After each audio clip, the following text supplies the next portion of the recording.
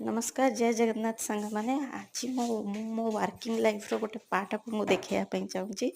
देखो छटा सुधा मु रेडी जाए स्कूल जीवाई ये मु ब्रेकफास्ट तैयारी कर दिए फास्ट टे चाह पीए चाह पी कि मो बस स्टाण पलाए बस रे जावाई। यहाँ देखो लक्ष्मी बस जोटा कि आंदपुर टू केउंझर जाऊँगी मात्र 10 टंकार। यहाँ देखो आम ब्यारेज पाखर दृश्य एठी सकाळे आउ 4टा बेले प्रायतः बहुत ही भिड़ रुए और बहुत ही सुंदर परिवेश। आपण मैंने जदि आसी था तेबे आसबे निश्चित। आउ इटा हूँ माँ तारिणी पीठ।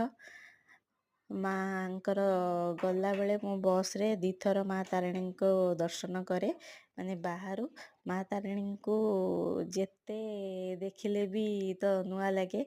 ये देखु आम बस रू ओह्लैकी तापर 5 किलोमीटर स्कूटी रे जाए। यहाँ पूरा घंच जो सुनसान रास्ता।